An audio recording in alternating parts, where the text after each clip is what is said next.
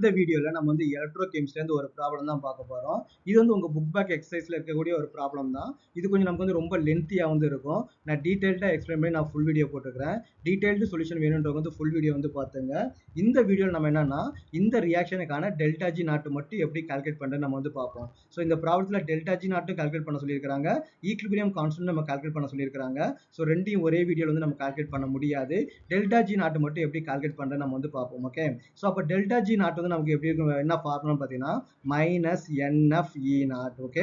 So இங்க நமக்கு வந்து பார்த்தீங்கன்னா என்னன்றது பார்த்தீங்கன்னா நம்பர் ஆஃப் எலக்ட்ரான் டிரான்ஸ்ஃபர். இந்த ரியாக்ஷன் நமக்கு எத்தனை எலக்ட்ரான் டிரான்ஸ்ஃபர் ஆகும் பார்த்தீங்கன்னா 6 எலக்ட்ரான் வந்து நமக்கு வந்து டிரான்ஸ்ஃபர் ஆகுது. அந்த 6 வந்து எப்படி வந்ததுன்றதை நம்ம ப்ரீவியஸ் ஷார்ட்ஸ் வந்து நான் எக்ஸ்பிளைன் பண்ணியிருக்கிறேன். அதை பார்த்து தெரிஞ்சுக்கங்க.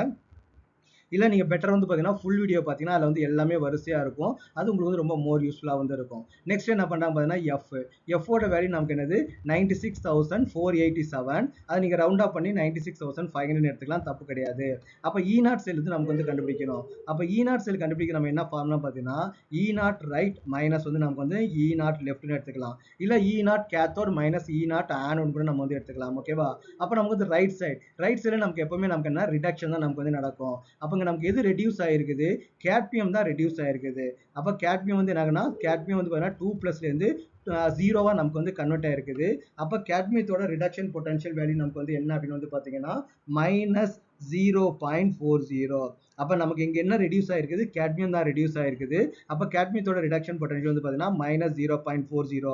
ஆக்சுவலி உங்களுக்கு எக்ஸாம்ல இந்த வேல்யூ வந்து கொடுத்துருவாங்க. இது புக் பேக் எக்ஸசைஸ்ன்றனால உங்க புக்கில் எலக்ட்ரோகெமிக்கல் சீரிஸ்னு சொல்லிட்டு எல்லா எலமெண்ட்டுக்கான ரிடக்ஷன் பொட்டன்ஷியல் கொடுத்துருக்காங்க. நீங்க அங்கேருந்து பார்த்து எழுதிக்கலான்றதுக்காக இங்க வந்து வேல்யூ கொடுக்கல. பட் எக்ஸாம்ல பார்த்தீங்கன்னா இந்த ரிடக்ஷன் பொட்டன்ஷியல் வேல்யூ கொடுத்துருவாங்க. கேட்மியத்துக்கான ரிடக்ஷன் பொட்டன்ஷியல் வேல்யூ கொடுத்துருவாங்க.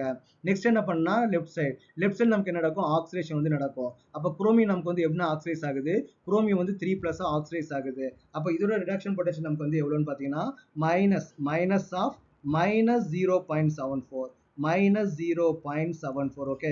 அப்போ நம்ம மைனஸ் நமக்கு என்ன ஆயிடும், இது வந்து நமக்கு வந்து பிளஸ்ஸா வந்து மாறிடும். அப்போ -0.40 + 0.74. அப்போ நமக்கு சால்வ் பண்ண நமக்கு வந்து என்ன வரும் 0.34. அப்போ நமக்கு வந்து இ நாட் வேல்யூ நம்ம கண்டுபிடிச்சாச்சு. அப்போ delta G naught which is equal to -6 × 96,500 into நமக்கு வந்து இ நாட் எவ்வளவு 0.34. இது எல்லாத்தையும் நீங்க வந்து மல்டிப்ளை பண்ணீங்கன்னா நமக்கு என்ன வேல்யூ கிடைக்குது, எவ்வளவு வேல்யூ கிடைக்கும்னா -196,860 ஜூல் வந்து நமக்கு வந்து கிடைக்குது. இது நம்ம எப்படி எழுதிக்கலாம், -196.86 கிலோ ஜூல் வந்து நம்ம போட்டுக்கலாம். So this is the delta G naught value for this equation.